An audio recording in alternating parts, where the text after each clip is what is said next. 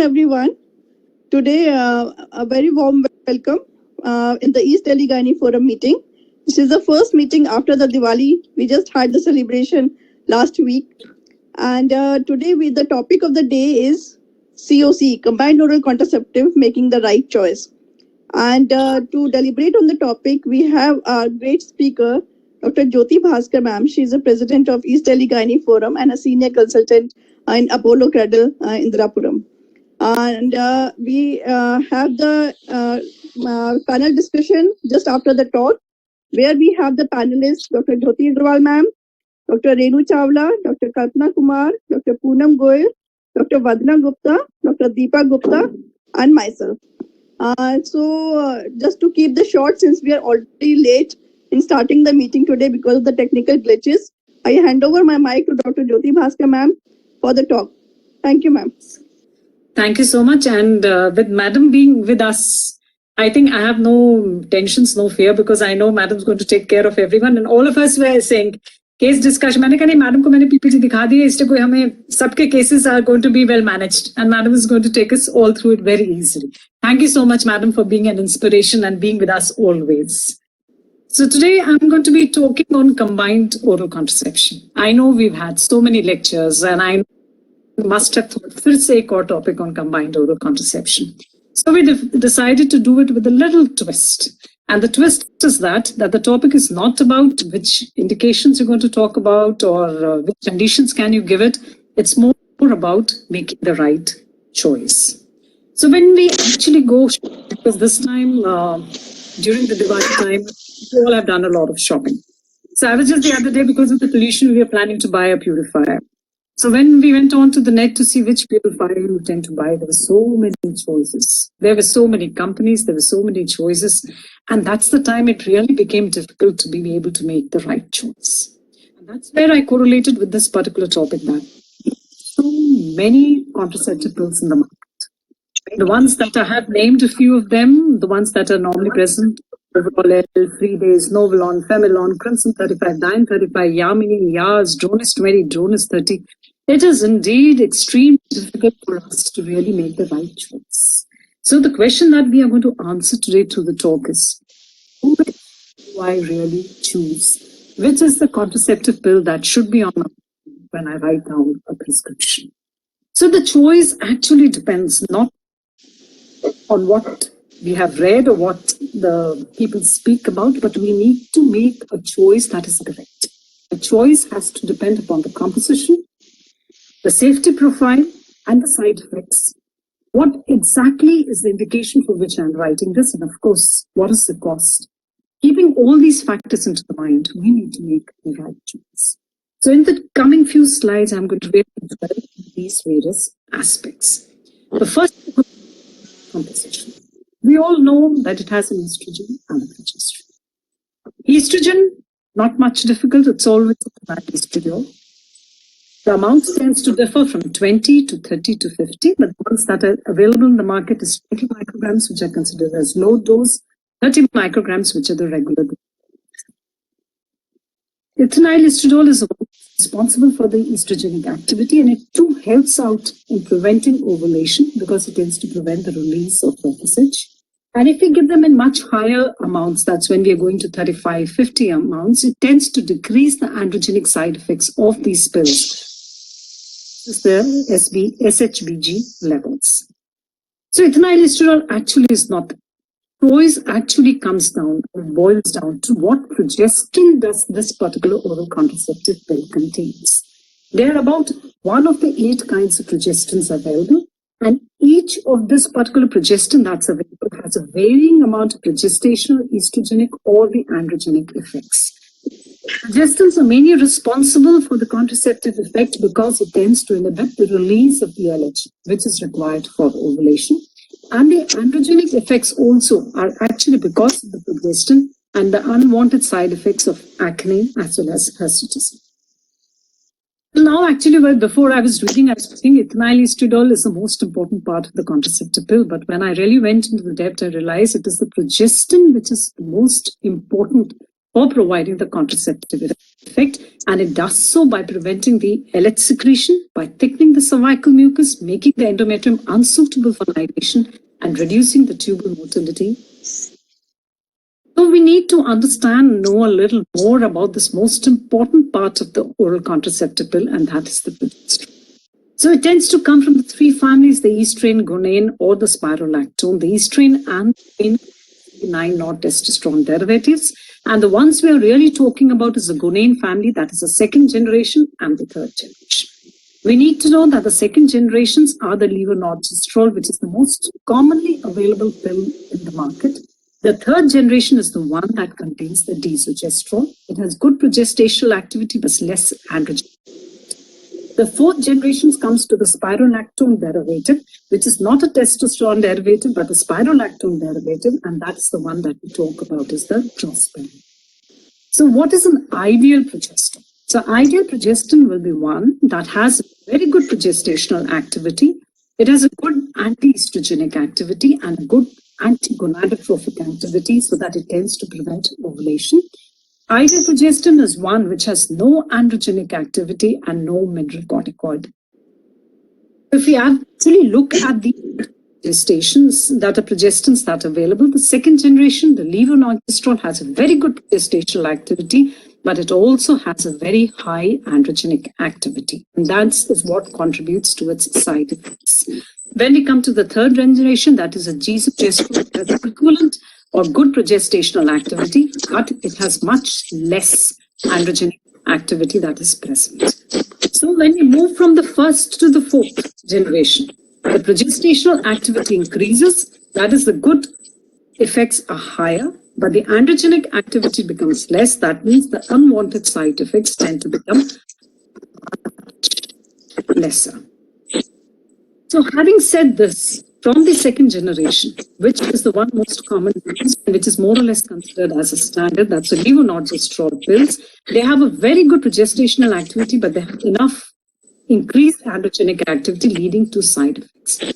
As a result of which, there was a need to have the third generation pills. These are highly potent contraceptive effects. Dr. Mithilesh, if you don't mind, can you just mute yourself? There's a lot of disturbance, Dr. Mithilesh. Okay.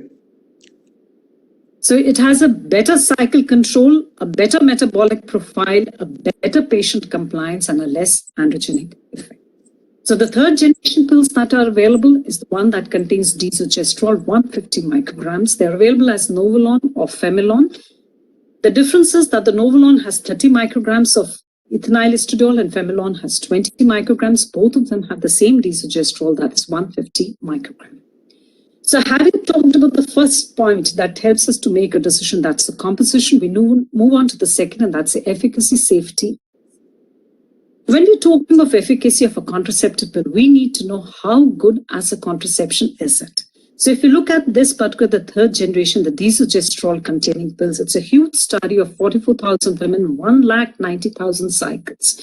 And in 190,000 cycles, they found that there was only 17 pregnancies were reported. And none of these 17 pregnancies were because of the method failure. If you look at the Pearl Index that we've already talked about, the method failure Pearl Index is 0. The user failure is only 0.04%, which clearly shows that as a contraception, the third generation pills are extremely reliable and extremely effective. The second thing that we need to know about a pill, if we are really going to prescribe, is whether the patient is going to continue it or not, whether her compliance is going to be good or not. And the factors it depends upon: does she have spotting and breakthrough bleeding? Does she have an absent withdrawal bleeding? Is she really bothered about the weight gain by the end of taking these particular pills? What is the effect of the pills on the lipid of the glucose metabolism? And what is the VTE risk as the generations move on? So coming to each one of them, first of all is a better cycle control. You all would agree that the patient, if she does have spotting in between, if she does have a breakthrough bleeding, she's not going to be happy with the pill.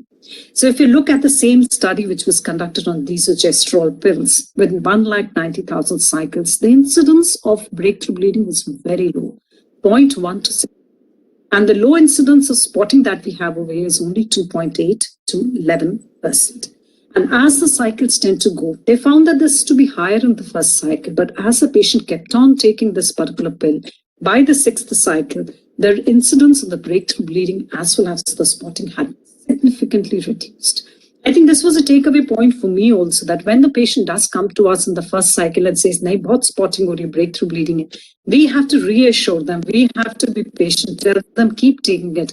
By the time they reach the 6th cycle, the incidence of spotting and the breakthrough bleeding is really going to stop. When we compare this with the levonorgestrel pills, which we all consider to be as a gold standard, the spotting incidence with the desogestrel is only 4.5%, while with the LNG pills, it is approximately. If you really look at the amount of bleeding, then the patients on the desogestrel pills said that 90% the amount of bleeding was all right, but in the LNG person, only 71% said that the amount of bleeding was fine. Which means to say that with the desogestrel pill, the cycle control is far better than with the LNG pills. Coming to the second aspect that we all are bothered about is what is the metabolic control or the effect that these pills have on the metabolic. First thing, we're talking about weight, because that's the question that every patient asks you, Dr. Saab, weight to nahi badhega ye pills lene se. So if you look at this particular study, which was done in the group 1, which is a desogestrel, that they found that at the end of 5 years, there was only 0.6% increase in 80% and about 0.5% in 12%. But if we compare it to the LNG pills, there was about 3.2% increase in 86% of cases. And in the norethindrone, there was approximately 1.6% increase. So if we compare these pills, we've found that the weight gain in the desogestrel has been found to be less. And it's more or less, there's no change in the weight. And 76% of patients continued using the desogestrel even after. If you look at the lipid profile, for which we all are really bothered, this is 5,000 cycles. And if, again, it's the same 3 groups which are being compared, it was only the desogestrel which increased the HDL, the good cholesterol had been increased, while rest to lower the HDL levels. Overall, if we have a look at the lipid profile, cholesterol, HDL, we would find that desogestrel pills do not have a significant adverse effect on the lipid profile. Coming to the glucose tolerance, something again we are bothered. This particular study of 190,000 patients again showed that the fasting blood glucose, fasting serum insulin, in majority of patients, I would say more than 70%, there was no change. And hence, these particular 3rd generation pills, as far as the lipids and the glucose are concerned, do not have any adverse effect or the changes in their profile. Venous thromboembolism risk, which we all bothered. We know that levonorgestrel is safest, but as we go on to the higher generations, the risk tends to increase. So let us have a look at this comparison. If a patient is not on contraceptive pill, the risk is 2 per 100,000 women years. If she's on the pills, it increases to 7 to 10. But if she gets pregnant, it becomes 30. That is approximately, I would say, 10 times increase. But immediately postpartum is 300 to 400 per 100,000 years.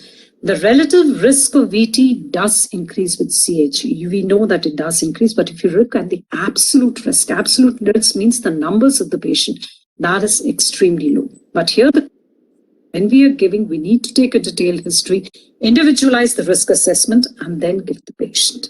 So this is the recommendations of 2013, which haven't changed till now. They say that member associations can advise women to continue the use of 3rd and 4th generation pills, as currently there's no evidence of increased risk of VET. But again, they do say that you do evaluate your particular patient and calculate her risk and only then prescribe to these particular. The scare or the pill scare of VT was very high in 1995, as a result of which many people did stop using it. There were unplanned pregnancies. But we would like to say that at present, there's no evidence, there's no data to say that 3rd or 4th generation pills substantially increase the risk. And we should continue to give this particular tablets in the patients who have been well screened and are at low risk of VT. Coming to the last point that's very important for continuation and compliance is the tolerability, to see the tolerability and the compliance. If we compare with the POP pills, 71.5% tend to continue, while in the case of COC is much higher. If we compare the 2nd to the 3rd generation, the continuation rate in the 3rd generation is far higher than the 2nd generation. If you look at the side effects with the 3rd generation, headache only in 5%, nausea just 2%, breast tenderness just about 4%. And they have seen that at the end of 6 cycles, still 95.6% of patients do continue to use these desogestrel. Putting all of it together, With the desogestrel pill, there's low incidence of breakthrough bleeding spotting, no severe side effects, lower incidence of minor complaints, no significant alteration in body weight and blood pressure, no adverse metabolic effects. And that is why we have seen it has got good acceptability and tolerability. And it has been seen that at the end of the 6 cycles, 95.6% of patients tend to continue using these. Coming to the next part that's most important, and that is the androgenic effect, because androgenic effect is a side effect, the acne, the hirsutism. So the pills which tend to have the least androgenic effects are the ones that are most beneficial. And this is basically calculated as a selectivity index, that is the progestational effect divided by the androgenic effect. Since the 3rd generation pills have very low androgenic effect, they have a very high selectivity index. And it has been seen that these particular drugs tend to increase the SHBG levels and thus tend to decrease the free androstenedione or testosterone that is available. When we compare it to the levonorgestrel, the acne and the hirsutism is significantly reduced in the desogestrel pills as compared to the levonorgestrel pills. Thus, if the indication tends to lie for giving the PCOS or the patients of acne and hirsutism, these drugs are far better. Also, to put it the other way, the side effects of acne and hirsutism with the desogestrel pills are extremely less. Coming to the indications, we are going to have a panel discussion discussing about the indications, but over here we know we're talking about contraception and its use in PCOS. It's not just about contraception, it's not just about regularizing cycle. But when these drugs are given, menstrual cramps are less, the bleeding amount has tend to decrease, the ovulation pain is less, excessive hair or the acne in the body tends to decrease. And even if endometriosis have been given, the pain and the endometriotic symptoms are much less. It protects against the risk of pregnancy, cancer of the endometrium, of the ovary and the PID. And we know it also obliquely affects the ovarian cysts and increases the levels of hemoglobin in patients who have been found. The last part, that's the cost. We all are really bothered because patient also wants to know, we also want to know what are we really prescribing. So I did go back to see what exactly the cost of all the drugs are. So the ones that have LNG, that is a levonorgestrel, are the cheapest. They lie between the cost of 70. Ones with desogestrel, between 200 to 250. The ones which have drospirenone, that's a 4th generation, they go up to 300 to 500. But again, I would like to specify here, it is not the cost which is the driving factor. We need to have other reasons why we tend to give it and take the cost in between and then discuss it out with the patient. Thus, to summarize, oral contraceptive pill, which contains the 3rd generation, they are beneficial as in terms of cycle control when we compare them with the 2nd generation pills. They have a high progestational selectivity and low intrinsic androgenic activity. No noticeable weight change in the weight even after 5 years of use. No effect on the lipid as well as the glucose metabolism. Helps in maintaining regular cycles in 90% of the subjects with very low breakthrough bleeding rates and very reliable, acceptable contraceptive. And in the end, I would like to say that each one of us really needs to individualize the drug. To be able to do that, we need to know the drug. We need to know its safety profile and its side effects. And we need to know for what indication am I giving this drug to the patients. And ultimately, most important, after a discussion with the patient, we need to take her choice and then write this particular drug. So thank you very much. So with this, I think we'll move on to the panel discussion along with this. Please, everyone, do put your questions in the chat box. And after each case, we're going to get Madam and all the other ones who want to really discuss it out and see what the indications are. So moving on to I've not seen a panel discussion, it is just a sharing of one's experience. Sharing of one's particular years of experience in using these particular drugs and the various non-contraceptive indications where the COCs are going to be used. So coming to the first scenario that we have, she's a 15-year-old girl who presented to a clinic with excessive irregular periods since menarche. She had a menarche at the age of 12. When we took a height, she was 5 feet 2 inches. Her BMI was 29, a little on the higher side.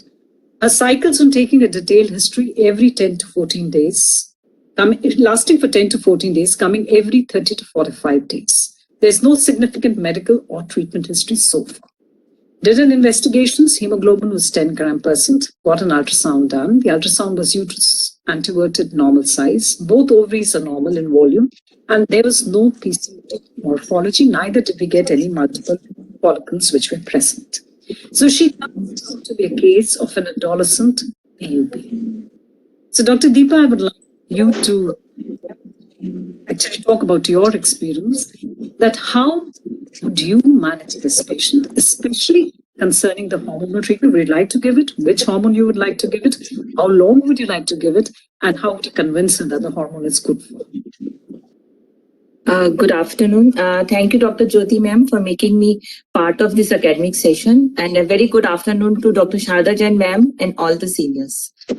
I just want to start with this because normally we know in an adolescent cycles, they are slightly irregular, and there's an interval about 21 to 40 days, and it lasts for about 2 to 7 days. And normally the bleeding is about 20 to 80 ml. These are the normal things, the variations are great. But now in such case, as we see, she is having a cycle of about 10 to 14 days. She's having periods, and it ranges from about 21 to 45 days. And the flow is quite heavy. So definitely this girl is under an adolescent functional AU, or we can call it as HMB or DUB. So definitely in such case, we really need to convince the parents, especially the parents, and to keep this girl is definitely undergoing abnormal uterine bleeding, and we need to treat her, and she should be taken care of. And in this case, the menarche started about 3 years back. After the menarche, cycles we expect to become ovulatory. Yes. But sometimes the gynecological maturation age takes about 6 years to come to normal. So this could be the most common cause in such cases: anovulatory AUB or anovulatory CAPs. There is absence of sufficient LH response is there in such cases. So there is mid-cycle surge of the estrogen, and because the HPO axis is quite immature, so ovulation does not occur. So endometrium has got continuous estrogen effect and leads to plastic endometrium. The progesterone is absent. What is there? Endometrium lacks the stability of the progesterone, and therefore there is sloughing off and there is continuous uterine bleeding. And another cause of adolescent bleeding could be coagulation disorders also. So we have to consider that also. And we can have we can ask another questions like whether she's having continuous nasal bleeding, or if she's on a surgical procedure, whether there's a lot of bleeding, continuous bleeding because of that. And moreover, we have to ask because BMI is 29. So she is definitely on the obesity part. So we should ask about the symptoms for PCOD also, like acne, hirsutism also. So in this case, her hemoglobin is quite less. It's 10. So she comes under category of moderate bleeding. And the treatment part, if it comes to the treatment part of this, it has to be categorized according to her bleeding, how much she is bleeding, her hemoglobin level, and either she's hemodynamically stable or not. So in this case, moderate bleeding is there.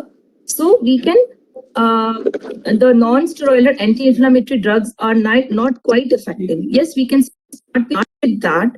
But in this case, hormones are much more effective and give stability to the endometrium. We can start with combined oral contraceptive pills, or if contraindicated or if intolerance is there, then progesterone only pills. In combined oral contraceptive pills, monophasic oral contraceptive pills. And as Dr. Jyoti has said, it should have ethinyl estradiol minimum of 30 to 35 microgram. It should be there for this. And as she is bleeding a lot, we can start with a higher dose of the pills. We can start with 2 pills a day, can continue for about 5 days, but normally the bleeding stops in 48 hours. then we can decrease the dose to 1 pill a day, can be given continuous for about 3 to 6 months. And secondly, we have to give some iron supplements also, so to increase her hemoglobin level. If the bleeding does not control or decreases in 2 pills, we can increase the dose of the pills. It can be given 3 to 4 times also in a day, and then gradually we can taper off the dose, and then one pill a day continuously for 3 months. It should be ideally given for 3 months so that she doesn't bleed, and along with the iron supplements, her hemoglobin levels can be increased. Then we can shift to 21/7 cycle normal thing, and another 3 months, and then after 6 months we can stop, and then we have to observe first this type of patient. And secondly is her iron, the hemoglobin level is to be monitored monthly till her HB becomes 12 gram. And because she is just to add one thing more, she is quite obese, 29. So lifestyle changes also will definitely gives her benefit, and that is diet control and exercise, as we always talk about in PCOD. She has to take a diet of low glycemic index, and exercise has to be at least 1 hour daily for about 6 days a week. Thank you so much, Dr. Deepa. But actually, as a parent, as a mother, I was really concerned. At the age of 15, you're going to give her an oral contraceptive pill. And we all know that once the oral contraceptive, she's not going to gain any more height. The mother is 5'7". This girl is just 5'2", and the mother is really, really dicey about starting an oral contraceptive pill. So how are you going to counsel her? And how do you think you can accept?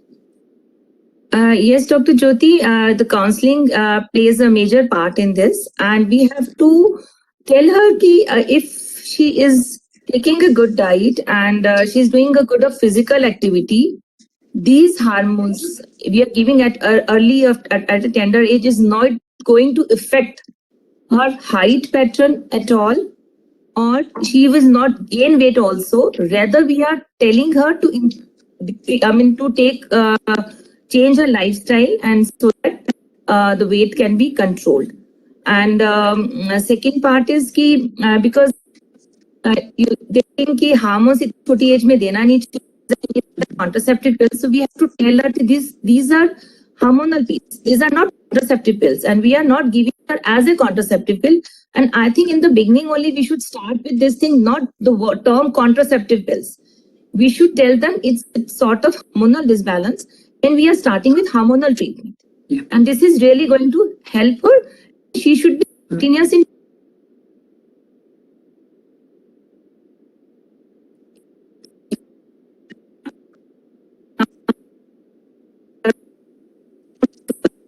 I think the part. So, Dr. Meenakshi, what about you? Would you say something about the height related and giving an oral contraceptive pill in 15 years? Why not progesterones only?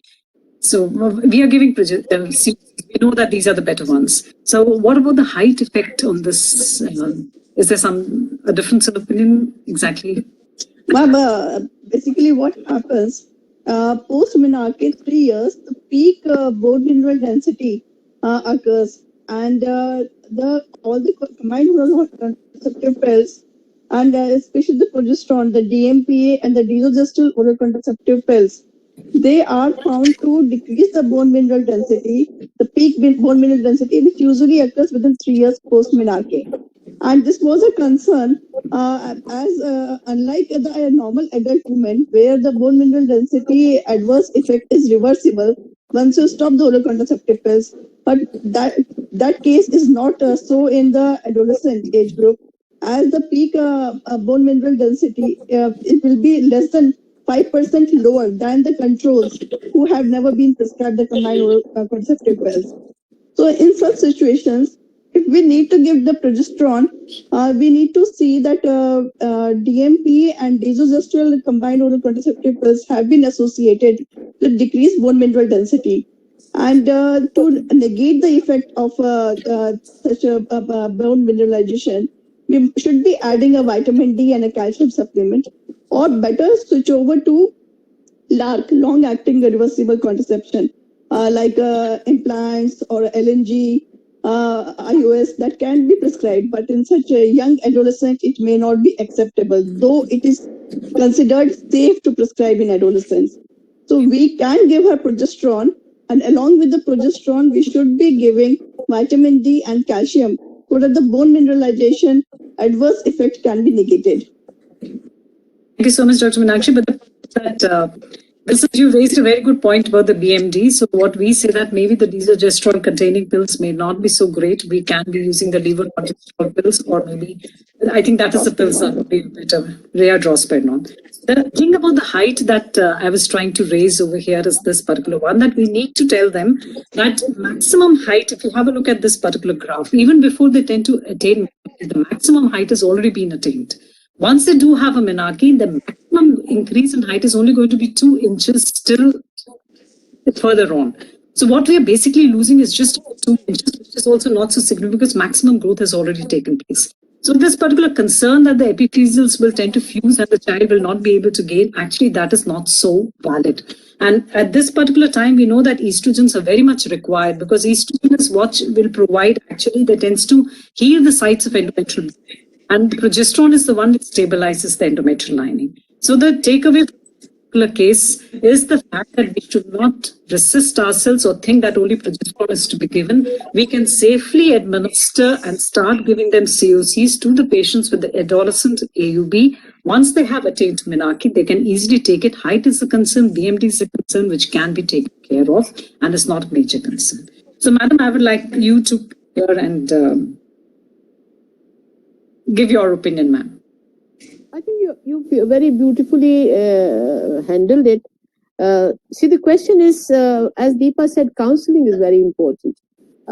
Here, the daughter has not been brought to you for contraceptive advice. She has been brought to you that how you're going to fix her problems. You're going to fix her problems of obesity. You're going to fix her problems of this PCOD pattern which is there, and you can see that she bleeds for 10 to 14 days and the cycle is something like 40 to 45 days. So one thing is you require a good combined hormonal pill for this particular thing. And as for the height is concerned, by the time she's already this thing, I think the mother is not so very concerned, but I know it from my own personal experience. I did not know about it, but when my daughters were growing and I found, they definitely gain after the menarche something like 2 inches, and for 2 inches for parents is something big. But I think, when she's having a problem, you have to give. And very rightly, Deepa has said that once you start these particular therapy to them, you have to give at least for 3 to 4 months before you find, the changes there.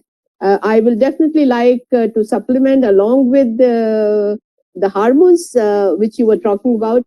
If you are taking 30 milligram of ethinyl estradiol, very infrequently I find, when the patient is bleeding for 60 days, 70 days, people like me start Novolon on a BD dose, and I do tell them that, that she's going to have a little nausea. I supplement with anti-emetic drugs. And I take a cutoff in the next month is that if she stops bleeding on her own on the day 5, we know that, you don't have to give the double dose. 3 to 4 tablets of oral contraceptive pill, Dr. Deepa, is going to be, she will not be able to tolerate. BD also, I find majority of our patients have problems. Finally, you have to come down to a single tablet. But in case if your bleeding is not controlled, they are going to change the doctor. So that particular part also you need to see that, that you will give them a good control. And I don't mind giving supplements of using, the supplements which you say that may not be very effective. For 5 days, it's good enough that you give in two cycles or so, and you find this will help her to stop bleeding on the 5th day. And the great advantage here, she requires a counseling for the PCOD. The weight part also has to be taken care of, and you tell her that the medicine which I'm giving her is not going to increase her weight. In fact, our whole attention has to be there. If she decreases her weight by 5 kg also, the job will be done. So I think this is the way things have to go about. And Dr. Jyoti has very rightly said, unless you combine with estrogens, the bleeding control is not going to be there.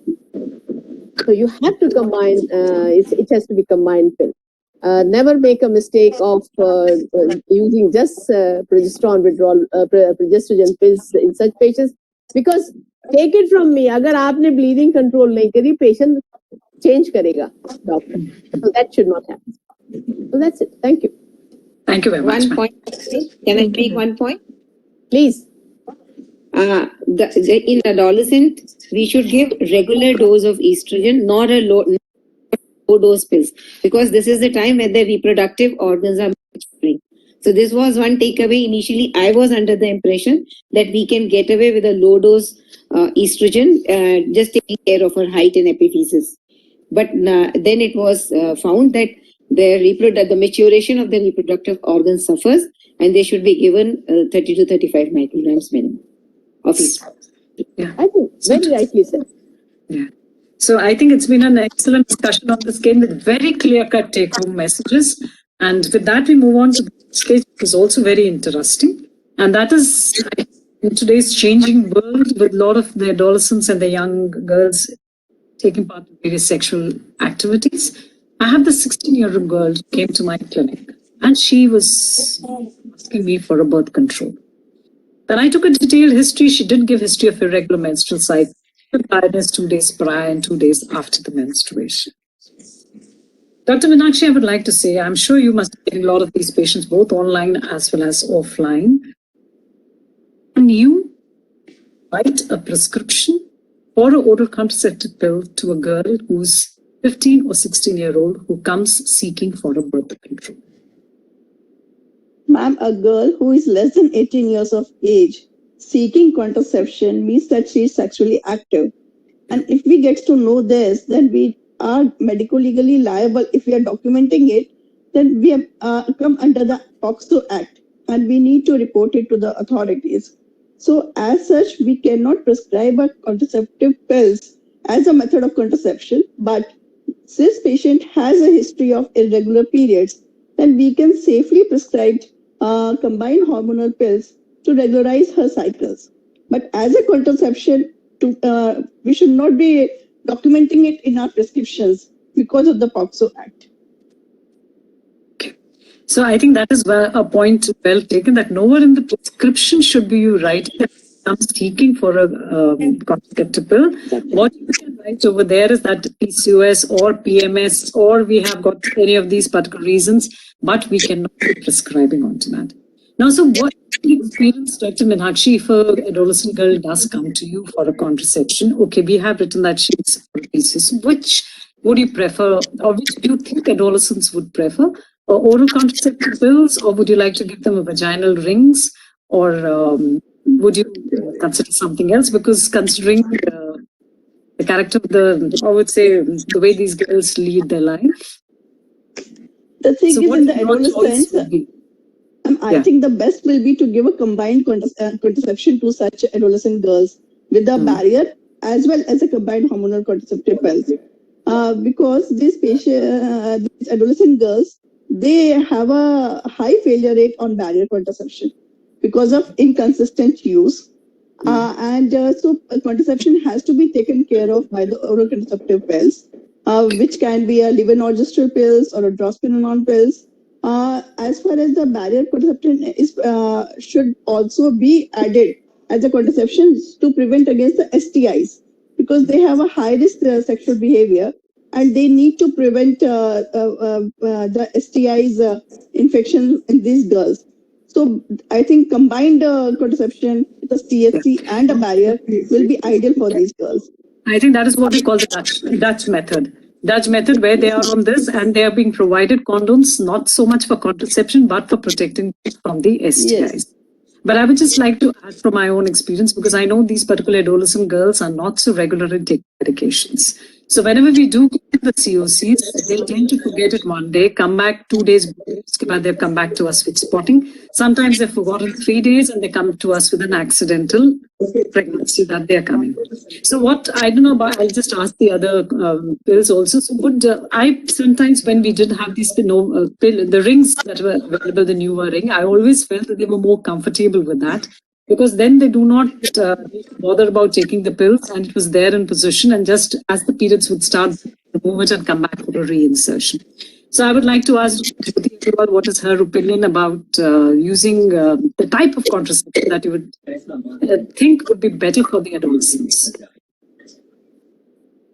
Dr. Jyoti Agarwal. Yes. Yeah. Yeah, both. I think we should give them a choice, whatever they want to use, whether oral tablets or the vaginal ring, because in Indian scenario, many a times they are very comfortable with vaginal rings. And nowadays, all these girls have smartphones and they know much better uses of smartphone than what we do. And because of that smartphone, they're less likely to forget. And I think we can continue with it. I think we should give them a choice, whatever they are more comfortable with. Yes, but definitely a condom should be advised. Whatever the choices that they have to use a Dutch method to do along with the two of them. So, Madam, the final comments from you. See, the question is, I think, whenever a person is sexually active, Meenakshi very rightly said that, if you want to be, the laws of the land are such that we can't write that she is sexually active and, she has come to us for a contraceptive pill. Tell her at the outright, look, you have come with this kind of an advice. My job is to report it to the police and you will not like it. So I'm not going to write down on the file that, you have come for a contraceptive advice. I'm going to write down initially here also that, you have come for a, as far as the bleeding problem is concerned. But at the very outset, get viral markers done. Once you write down viral markers, then they take life very seriously. Then you tell them that you can have HIV. तब आप उनको ये बताओगे कि ये जो viral markers कराओगे उसके बाद में आप जब कॉन्ट्रासेप्टिव एडवाइस बताएंगे with the combined oral contraceptive pill, you tell them always and always that they must use condom. Because एक बार उनको scare viral marker से आ गया कि you can have, today I have not had the HIV is not positive or things are not positive, but tomorrow they can be positive. And you can take it from me, these days these girls have multiple partners. They are not serious about single partners. So this particular part is there. And just want to, for your information, I wish to tell you is that, MSD has withdrawn Nova Ring as far as this part of the country is concerned. So they are not available anymore unless somebody else has come. The Nova Ring is not available. And probably we can use this particular as an opportunity also to advise them against the cervical cancer vaccination since they have come to us test. So it is a part and parcel. It is a part and parcel that, you have to advise them about the vaccination. A beautiful study has come on the 4th of November in Lancet that, from last 13 years, along with the screening part, which has been going on for last 60 years over there, they have added on this adolescent-free vaccination. And that has brought down the precancerous lesion by 97% in this group. And the cancer, though it does not occur that early, but whatever it is, it has brought down by 87%. So very promising results. So I'm obsessed about the HPV vaccination. Vaccination, yes. So I think the important point to take away from this case is we cannot write patient has come for contraception. We can use any other reason that to do. Along with the contraceptives, we have to advise them for the condoms. Use this particular time as an opportunity to counsel them for a safe sex and as well as for the cervical cancer vaccination. So moving on to the third, and that is a 28-year-old lady who came to our clinic. She's having very regular cycles. She says every 28 to 30 days, but each time she bleeds very heavily. It lasts for 5 days. She's using 4 to 5 pads. She's unable to get out of the house and she's really troubled. She has a child who's about 2 years old now. We did a TVS. She came to me with an ultrasound report. which showed everything was normal. There were no fibroids, there were no variances, there was no element of adenomyosis. It was a normal uterus with an endometrial thickness of about 8 millimeters. When I did ask her, is she looking for another pregnancy? She said no, she also needs contraception because for the next 2 years, she does not want any further pregnancies. So Dr. Vanna, I would like to get you over here because we are categorizing her as a case of AUB. So in which FIGO classification of AUB do you think she falls into? And what are her treatment options, or what would you discuss as a treatment options? So the FIGO has classified them as palm point, structural and non-structural causes, and she would fall in the category of ovulatory disorders because her endometrium is perfectly fine. She hasn't got a leiomyoma, she hasn't got adenomyosis, so it's only ovulatory. That could be the reason. It's an AUBO. And her treatment option, we would have loved to, had she wanted contraception, her treatment would have been an oral contraceptive, a regular oral contraceptive with desogestrel, with so many benefits counted by you. And so that is the best option for her that she can take, and she can take it for a continuous use for 3 months and give a break for 7 days and again start for 3 months, like a seasonal. So that would really benefit by having lesser bleeding period and lesser bleeding episodes, and she would be more happy doing her work around. So exactly how long would you like to give her the COC before you would stop and see whether she's come back to normal or it's going to be for a longer period of time? She needs that contraception for 2 years. So she has given us the option of continuing very safely for 2 years. You caught me on the wrong foot. Yes. Just in case it was not the contraception that we were talking about, she was 35 years old and she's not looking for a, we leave the contraception part. So how long do you think we can give her, or we should give her and then stop and see whether she's reverted back to it or not? So what's the 6 months, 1 year? In the multiples of 6 months, we should keep on giving and keep on giving a trial. And now the option of continuous use has come, which I think we were initially not giving. We were giving as 21/7. Now we have come up to 63 and 7. So that makes life more easier for the doctor as well as the patient. The patients are very, very happy with that. They are having less bleeding. They are more comfortable in going about their social life and their married life as well. And so they are very happy that way. And in multiples of 6 months, we can always give it a try.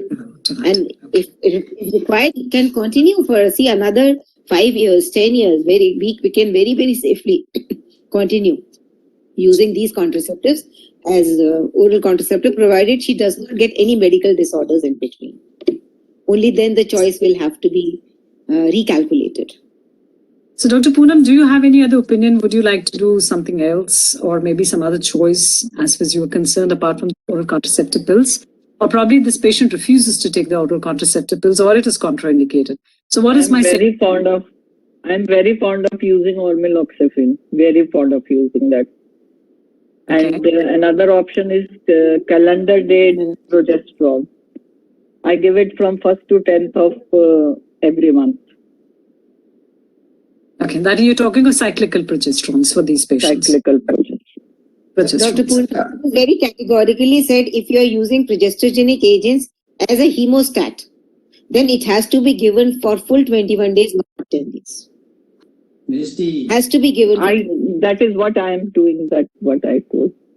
No, to some extent, I think what Dr. Poonam is saying is correct. If you look at these guidelines also, it says that a woman not desiring contraception, presently COCs is the first line of treatment and it's 12 months. So ideally one should be giving them for 12 months, then stop and see whether they're responding or not. And cyclical phase progesterones can be used as a specific treatment of AUBO because this particular patient doesn't have continuous long bleeding. She's only having bleeding for 5 to 6 months.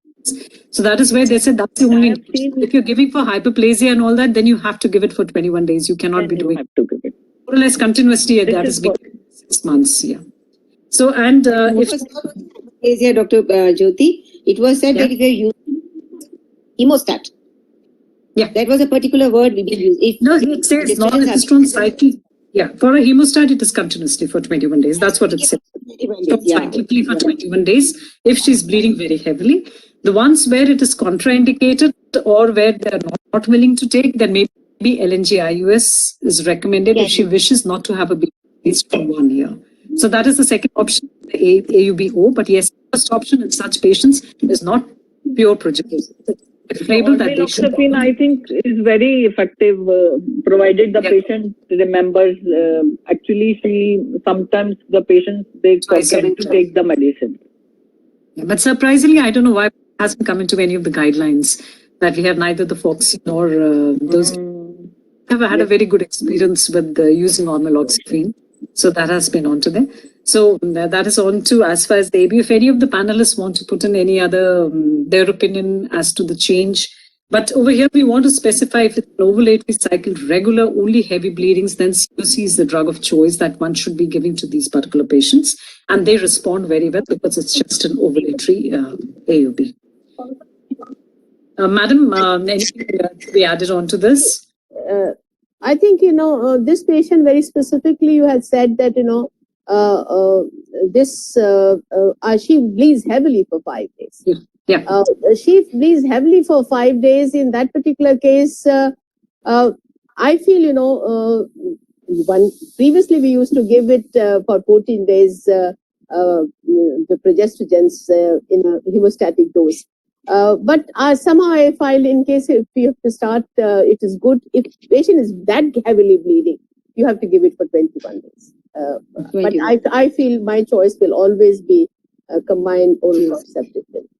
Combined oral contraceptive pill. Yes, in patients who are post-delivery, I definitely like in such patients because I don't want to give hormones at that time if she's bleeding and you find the ultrasound cavity is empty. That time I use Armelon definitely, and I find, it is pretty effective. But the dose which is recommended for contraceptive purposes is 30 milligram once a day, which does not work. You have to give 60 milligram twice a day and, supplement with other things. So that's the only time, that's the only time that we don't prefer using hormones. Provided the cavity is empty.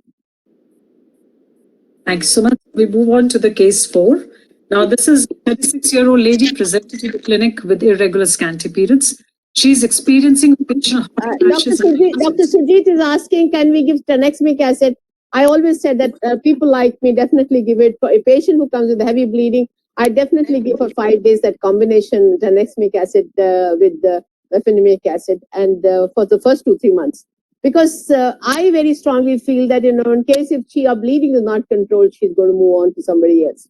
So this is what you need to do. So this is what answers Sujit for you. So this is a case of a 36-year-old lady with irregular periods coming every 2 to 3 months, very less bleeding. She's experiencing suddenly severe hot flashes and night sweats.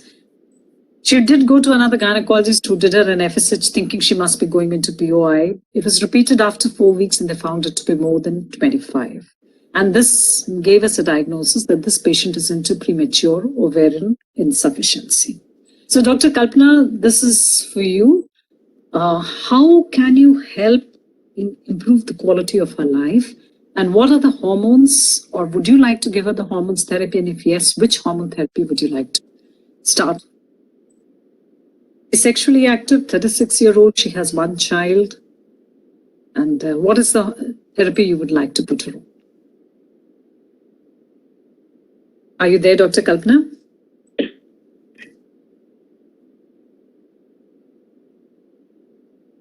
कल्पना आपकी आवाज नहीं आ रही. I think you'll have to unmute if you're not unmuted. Oh. Yeah. Oh, am I audible? Am I audible now? Yes, you are audible now. Can you hear me? Okay. Okay. Thank you, Dr. Jyoti. The topic is very important. And before you have not done this kind of panel discussion, I have not gone so much of detail of premature ovarian insufficiency. So thank you very much. And it has definitely increased my knowledge also for premature ovarian insufficiency. So condition is very important and very common. And we can see that 1% of general population can have this kind of problem. but we are not able to diagnose in time, and we are not even helping these patients in time. So for any kind of premature POI, we have to give hormone replacement therapy. But before that, we should know some important questions before starting this kind of therapy, that her duration of her symptoms and for how long she is having POI. Or you have already told that she is not having infertility and she is having one child also. So this should be asked because the treatment plan with infertility is little different. Then you have to ask her history of any surgery for that uterus hysterectomy or as well as salpingo-ovectomy. Or we have to ask the history of chemotherapy or radiotherapy for any kind of malignancy.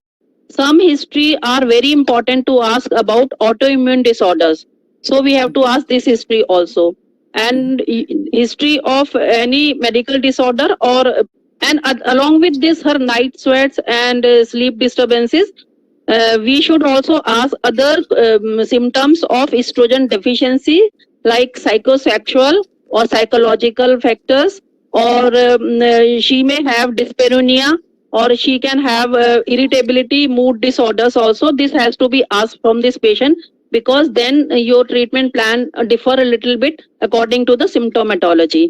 After asking all these important history, you have to counsel this patient and you have to tell her that long-term consequences of hormonal insufficiency from the age onwards, 36 onwards, will definitely put her on risk of poor bone health in the form of osteoporosis and fractures in later life, as well as she will be on more risk of cardiovascular disorders. And psychological and neurological I have already discussed. So she should take the hormonal treatment, and then you have to give options for the hormonal treatment and monitoring. How should you do her monitoring? I would like to know what are the options. Dr. Kalpana, what are the options that are? Options we have. Well, first thing, we have options. We have to give estrogen, we have to give progesterone, and we have to take a decision according to the patient choice. So for estrogen, we have 3 types of estrogen. First is natural estrogen, which is estradiol, and active form of estradiol is 17-beta estradiol. So because in POI you have to give estrogen for long term. So it is very, very important that we should give a more physiological type of estrogen, that is estradiol, 17-beta estradiol. Not ethinyl estradiol or equine estradiol is not that beneficial, because it has to be given for long term. So transdermal estradiol patch are more in favor, because this has to be given for long term. We have to add progesterone along if the uterus is intact in all patients, and for that oral progesterone are more beneficial for endometrial protection, like medroxyprogesterone acetate. And it is also seen in data that combined progesterone throughout the cycle is better than the sequential type of progesterone, adding sequential type of progesterone. And we should also give cyclical hormones rather than giving continuous. So this will give more endometrial protection if uterus is intact. So we have to give estradiol, and many preparations are available. Before this panel discussion, I was not even knowing the many names of estradiol preparation, but in market many preparations are available, and drug companies are coming up with estradiol combined preparation also. Yes, we have a combined preparation as available. Yes. So if this patient also, Dr. Jyoti, this patient is having one child and she may be wanting some contraception. So contraceptive pills can also be given for this patient. Yeah. So that means we have an option that we can give her an oral contraceptive pill, or we can give her an MHT. So the MHT, as you rightfully said, that particular MHT should have a 17-beta estradiol, plus it should be given a progesterone. So the progesterone that is preferred in the MHT is either the natural progesterone, which may be given in this patient as 200 milligrams in the last 10 days of the cycle, last 14 days of the cycle, or we are giving the dydrogesterone, which is given as 10 milligrams daily in the last 14 days. MPA we are no longer using in the form for any of the MHTs. That is no longer to be used because after the WHO trial, Dr. Gayatri Rathod, please, can you please, Dr. Gayatri Rathod? So because as far as the MPA is concerned, this was the drug which is responsible for all the problems of the VHI trial. So we have now a combination which has got 17 beta estradiol plus it has got a dufastone, the Abbott company itself, so that the compliance of the patient improves. Because if you take everyday estradiol or baad mein tum wo lo saath mein but maybe if she wants a contraception, we can pull a LNG IUS which can provide progesterone all throughout and she can just take the tablet. But yes, if you're in your choice, if you were given an option for this patient, would you prefer a contraceptive pill or would you prefer an MHT as your answer? Actually, this patient is having one child and she needs contraception. So we can very well give a contraceptive pill of having better kind of progesterone, that is desogestrel or. And what is the dose of ethinyl estradiol? Would you use 30 or 20 micrograms? This patient is around 36 years of age. Then we can give Familon very well, 20 microgram of ethinyl estradiol and desogestrel, along with desogestrel. Familon may be the better choice. But if she has breakthrough bleeding, then we can give Novolon also, which contains 30 microgram of ethinyl estradiol. And they can be given cyclically every 21 days. She has a periods, and that, as you said, right for bone health, and we are giving her for the cardiovascular. So then the next question starts that if Can I make a comment here? Yes. I think Dr. Gayatri Rathod, I don't know, it's coming as your name. Can you please mute yourself? Jyoti, we can ask the host Rohini to mute her. Yeah. Rohini and ask the host Rohini. Rohini, are you there? Yeah. Yeah. I'm in So, this Dr. patient. Meenakshi, you had a comment. Yes, Dr. Yeah, I Meenakshi. want to make a comment that considering the MHT versus combined oral contraceptive pills in patients with POI, we must know that the bone protection is much less with the combined oral contraceptive pill rather than an MHT. And we need to assess her osteoporosis risk. If the osteoporosis risk is high, then I think the best option will be to put an LNG IUS as a contraception and to give a 17 beta estradiol orally as an MHT, which will be bone protective for this patient. Yeah, and the dose is 2 milligrams. Yes, ma'am. It has to be 2 milligrams of ethinyl estradiol. That will be ideal for her. That's right. So in the next slide, I'm going to show about the differences between the two, but you have this. So Dr. Katna, till when do you continue it? 1 year, 2 years, 3 years, 5 years?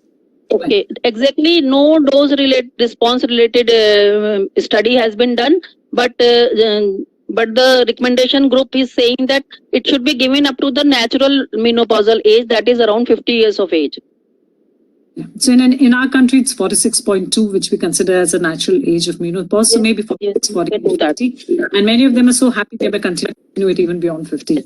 So that's definitely a takeaway point. Now, this Dr. Vandana, I will ask you this particular question. This patient has had a surgical menopause because of endometriosis. She is about 40 years of age, and we've done a TH with BSO, and it has been removed.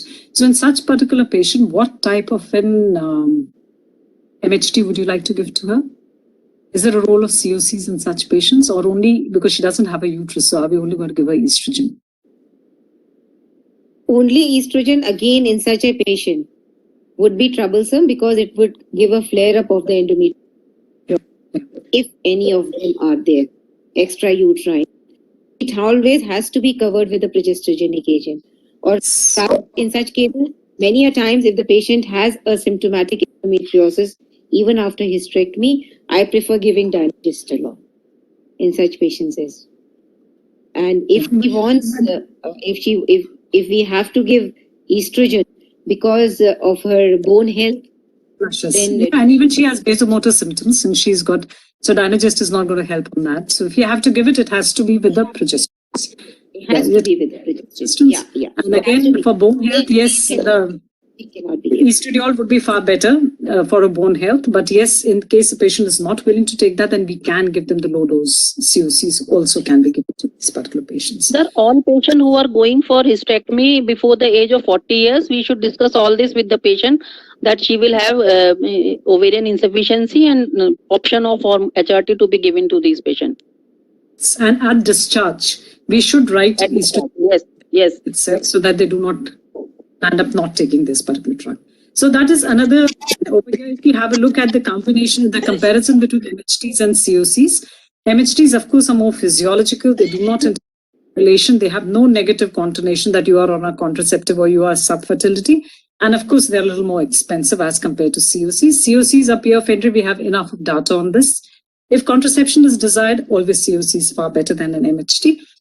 It does remind the patient that you're not able to conceive. Some of them do not want to use because the term attached with it is COC. And there's another study which did show over here, which I'll just put on the study, that they found that HRT was better than CO for lumbar spine bone density. There was no significant difference between HRT and COC at the hip on the femoral neck bone markers that were found. So either hormonal treatment is superior to no treatment. It means we have to give them a treatment that is a mainstay. Choice is after discussion with the patient whether they would like to take an MHT or COCs they will like. If contraception is considered, then it is COC. Otherwise, MHT is more physiological with 2 milligrams. Maybe over here, 1 milligram is not going to do because we're looking for a bone health. So it is 2 milligrams along with progesterones. We are lucky to have tablets nowadays which are available. They only contain 1 milligrams. That is the Femistone which we have. It has only 1 milligram. So maybe we may have to add 1 milligram extra of the 17 beta estradiol along with that. Otherwise, you can get 2 milligrams, put LNG IUS, which provides a contraception, and you've given her a good amount of that to be done. So with that, this, Madam, for your All points have been covered, but I think, being an Indian around 35, we must definitely get our bone health screening done. BMD properly, the DEXA properly should be done, and we would know where we stand. And our everything, just like when we say that when vaccination for adolescents does SPV, we should talk about bone health any time after 30 years. They definitely know where they stand. And our things go accordingly. And you very rightly said that when a patient hysterectomy has been done for endometriosis, then estrogen alone is not going to be sufficient. You have to add progesterone. Thank you very much, Madam, and all the panelists. So on to the next case estimate. We still have about 15 minutes. We'll finish. So we have a wife, which is a 24-year-old lady who actually came to our clinic with regular cycles, but she's extremely troubled with severe PMS. She says 5 days before her periods, her mood goes off. She just starts flying in the house. She gets a lot of bloating. She is very depressed. She's very anxious, and we diagnosed that, yes, she's a case of PMS. She's been to number of doctors. They've given her evening primrose. They've given her vitamin E. Every gynecologist tells, wait on, reassured, things are going to be all right. But she's not getting any better. It's affecting her work. It's affecting her studies. So Dr. Renu Chhabra, she comes to you now. So will you go beyond giving her these routine therapies of lifestyle modifications, of primrose and of vitamin E? What would you definitely help her out with? Thank you, Dr. Jyoti, for asking me this. First of all, with this patient, we need to have the clear diagnosis of PMS. So for diagnosing PMS, as we all know, it is a clinical diagnosis. So we need to monitor her symptoms over a period of 2 cycles. So once the diagnosis of PMS is made, we have treatment modalities like treatments with demonstrated efficacy, which includes oral contraceptive pills of various kinds. Then we have selective serotonin reuptake inhibitors. Then we have alprazolam, which is not given these days. Then we have treatments with possible efficacy, which includes cyclical OCPs not containing drospirenol, exercises, and some herbal remedies, which may be efficacious. But the ineffective treatments include progesterone, vitamin supplements, and dietary restrictions, which she has already been using. So for her, I think we should give her a definitive treatment in the form of oral contraceptive pills if she desires contraception, In case she does not require contraception, then we should go for selective serotonin reuptake inhibitors. In that, if we are using oral contraceptive pills, then drospirenone containing pills, they are preferable because they get better response for premenstrual symptoms. Normally, COCs containing 20 microgram ethylene estradiol and 3 milligram drospirenone are used with a good cycle control as well as relief in the symptoms. If she is not relieved with this, then we should add on SSRIs.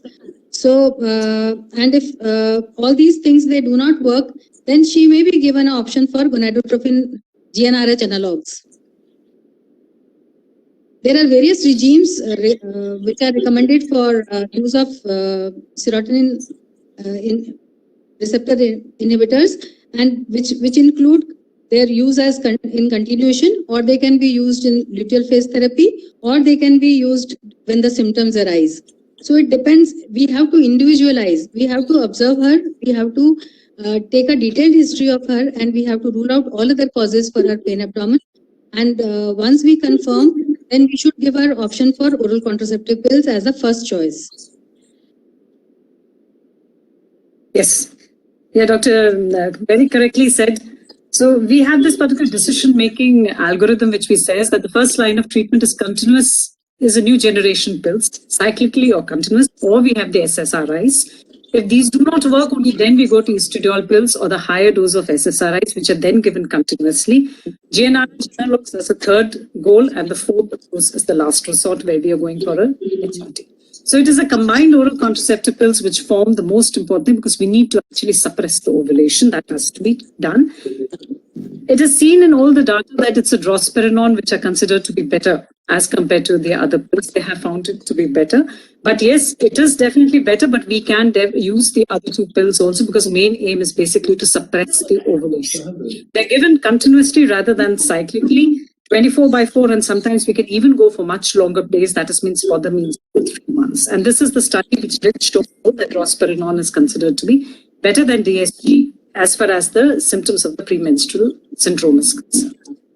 So when we compare it to the LNG, as compared to LNG, DSG is far better. That is, the desogestrel is far better than the second generation. So at least we have to use minimum of third generation or the fourth generations for the treatment of PMS. So coming to the last case, that's a 33-year-old lady is undergoing IVF for PCOS. She's come on the second day of the periods and wants to start the stimulation today itself. She's been started on the Antag, and after 6 days of stimulation on ultrasound, there are different cohorts noted. Some are on approximately 20 millimeters, some are 16, and some are 12 millimeters. And we did do a pickup for this patient, but of course, we did not get enough of good embryos, and the whole cycle failed. So now, Dr. Jyoti, this patient has come to you. How would you now plan her next stimulation cycle? See, she's a patient of PCOS. That means she has definitely high LH levels, and we need to suppress her. We need to give her pre-treatment cycle, controlled oral contraceptive for her LH to come down, and then plan her stimulation, which will give us a better cohort. And during stimulation, we also should take care that we should always go for a step up instead of a step down, so that the results are better. And it goes without saying that in the pre-treatment time, we should take this opportunity to supplement these people with vitamin D as well as metformin. Okay. So the metformin dose is almost 1500 to 2000. Okay. So, Dr. would you have anything else to add to this? Any lifestyle modification? I think Dr. Jyoti has rightly said we need to down-regulate her first and then go for stimulation. And if we are planning an Antag cycle, then it is okay. We can give her 2 or 3 cycles of, or I think in 1 cycle is sufficient, because the recent yesterday data says 21 days, 42 days, 21 days is better. Though the evidence is of moderate quality, but still 1 cycle of OCPs will do, and then we can go for ovulation induction. But if we are planning an agonist cycle, in that particular case, we must do her first down regulation with OCPs as well as with low dose of agonist like Leupride for 5 last days, and then from third day stimulation. So, which other cases of ART actually does COC have any role? So, Dr. Poonam, in which other cases of ART, which may be anything else, would you think? I think COC we can use in not particularly in PCOS patients, but also in patients who are having poor reserve, because they make a single follicle very early, because FSH levels become high and their follicular phase as such naturally is of lesser days. So in those particular times, just one follicle or two follicles that will go very much ahead in those particular patients, and also in poor responders and also in normal responders. If we give one cycle of OCPs, I think that gives us a better result, because the follicular cohort that will come as in more uniform nature, and cyst formation will be less, and the one follicle maturing very early, one or two follicles maturing very early, that also will be less if we use OCPs. And that also gives us time to give preparation for other things which we need to do for the cycle.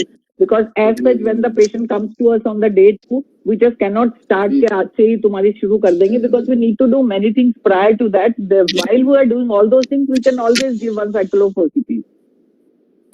Okay.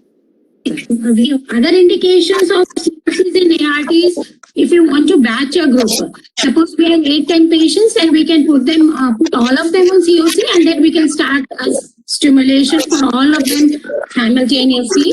And even not only for IVF, for IUI, suppose in PCOS patients, suppose we do not get a good follicle even with letrozole, then if we give a pre-treatment cycle with COC and then start letrozole for IUI, it gives better results. And the third indication of COCs may be in PCOS, we usually do an anti cycle and a fragmented cycle. So we make the embryo, freeze them, and then do FET cycle later on. But suppose on day 2, if this PCO patient is still having very big ovaries, almost 8-10 centimeter, though she may not have any symptoms many a times, then if we give them COCs for maybe 2 to 3 months and then do an FET later on, it gives better results. So these are all the indications of COCs in an IVF patient. So for decreasing LH levels, for decreasing androgen levels locally also, so the OCPs will help. And for batching. But I was wondering why the ASHRAE is saying that there is no such role of giving OCPs pre-treatment. They are saying that there is moderate level of evidence of the use of this pre-treatment with OCPs. Moderate level of evidence, they consider it because a number of patients studied were less, around 1500 or something cycles were studied, and the OCP which was used was not of same nature. Some are using 30 microgram, other are 20 microgram. Then the days are also not same. From 12 days to 42 days they have used in the study. So it is not coming out to be a homogeneous kind of population on which you are studying the results. So that is why maybe they have said this is moderate quality. But personally, I don't think anybody will, any of us will agree to that there is no pre-treatment required. I think pre-treatment is better. Yes. Even more stress on metformin and vitamin D rather than COCs. Yeah.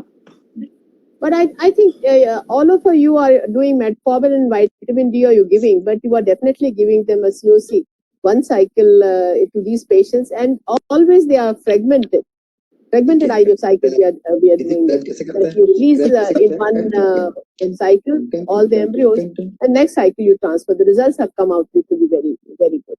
I have only one question to ask from everyone. When I was trained, I was told, that, these oral contraceptive pill to be started on day 5. Slowly it has shifted on to day 1. And now I was reading, and I read it 3 times because I was confused whether I read it correctly or not.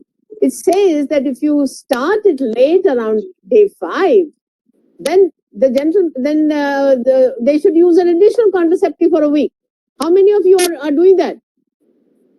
Please. 7 days additional. 7 days additional, ma'am. 7 days additional, ma'am. Yeah. If The the best patient is to comes start with- on day 1, so that Yeah. that cycle is also productive. So Right. I think, all of us are clear because I read this particular line 3 times.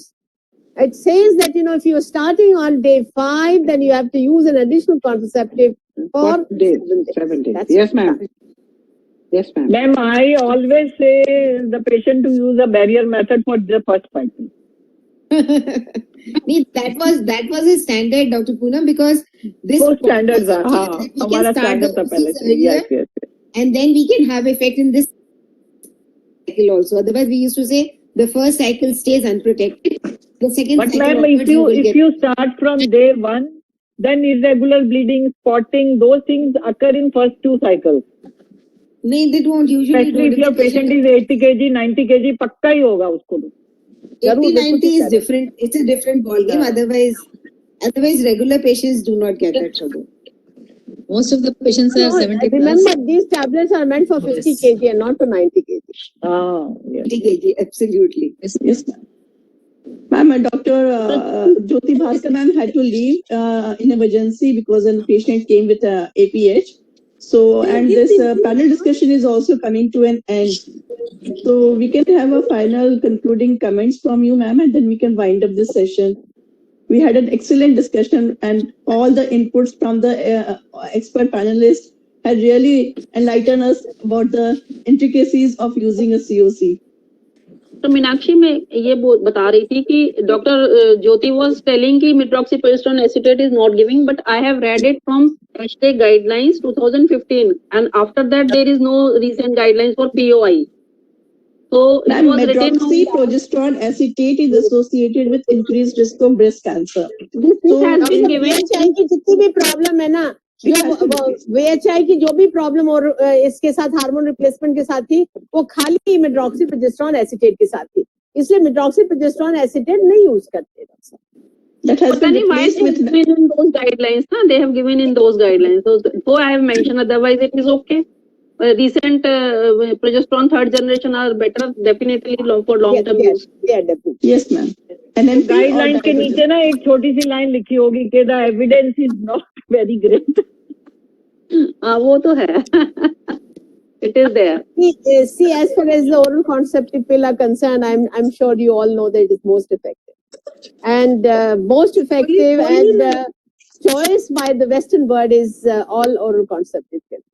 And as far as we people are concerned, we are still the contraceptive usage rate is around 48%. And if we are going to go very fast, surpassing China and become we'll become the highest populous country not very far away. Their prediction is 2050, but I think it is going to be much earlier. And at this particular time, the least pearl rate is oral contraceptive pill. So I think, the gynecologists should not have any doubts about oral contraceptive pill, any other aspect, and we should definitely see that things are. The only thing which I find is a problematic, whenever you're using an oral contraceptive pill, patients should not have a high grade hypertension. Patients should not be smoking. Patients should not be anytime she has a headache, please take her seriously. Because I think, sometimes oral contraceptive pill patients have an acute depression. It has time to come to stop this particular pill. So these are the couple of things which you need to know it. I have never seen an hypertensive patient start an oral contraceptive pill, blood pressure settling down with anything, unless you stop an oral contraceptive pill. This is my experiences. So I never, mild cases I start, but severe cases of hypertension, where you find diastolic is 100, 110 at times, never ever start oral contraceptive pill. The milder ones also, if she's a person who takes life very seriously, hypertension is going to give you trouble. So you have to be very selective unless you tell them about the lifestyle changes, meditation and things like that. You should become serious about it. So I think, it's all very wonderful. Do remember depression, do remember migraine, and do remember hypertension. Smoking is detrimental, not to be given. And these days, lots many people are smoking. We are trained in the area and we see our colleagues and our neighbors and our relatives not smoking, but does not mean the younger generation is not smoking. Ma'am, one question.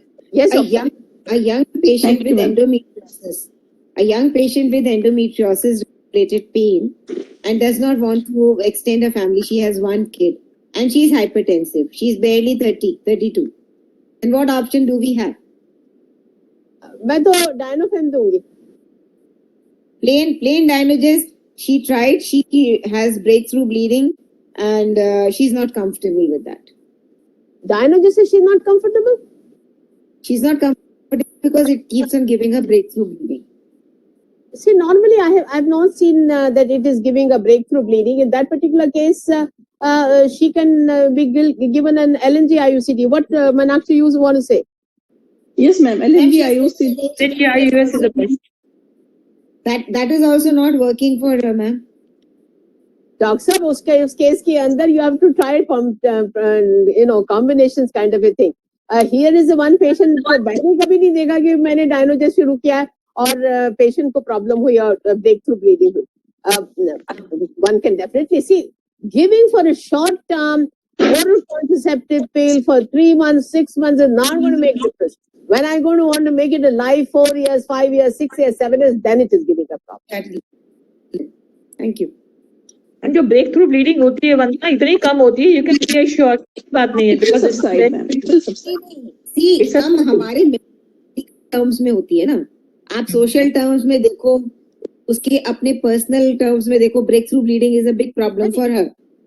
Doctor, to be very frank with you, breakthrough bleeding अगर patient को आपने council करी है कि आपको अगर आपने hormones ठीक लिए हैं लिखे हैं तो आपकी ब्लीडिंग बंद होगी ही होगी. अगर आपकी ब्लीडिंग इस पिल से बंद नहीं हुई तो आपके यूट्रस में कुछ है, पॉलिप होगा, कुछ होगा. एक बार ये वाली बात उनको बता दोगे, पता चल जाएगा उनको. Then she will never do. वो 4 दिन लेगी, 2 दिन नहीं लेगी. Hormone contraception is so wonderful that in case आप बोलो ये रामबाण है, ब्लीडिंग बंद होएगी ही होएगी. और अगर ये बंद नहीं होते तो आपकी हिस्ट्रोस्कोपी होनी क्योंकि वहां पे प्रॉब्लम होएगी. डेफिनेटली बहुत कम होती है ब्रेक थ्रू. हमारे को इतना एक्सपीरियंस है, पेशेंट को थोड़ी बहुत होती है, they accept it also. This is a safe drug. Most of the times we can wind up this session. Thank you so much. Thank you. Thank you so much. Thank you all the panelists. Thank you all the audience for wonderfully being here and Here I just being wish in to the tell you, discussion. on the 14th there will be a panel. There'll be hybrid session on Gardasil 9. I will give you the link for the same. Okay. Thank you, ma'am. Thank you. Thank you, everyone. Signing off. Bye. Bye.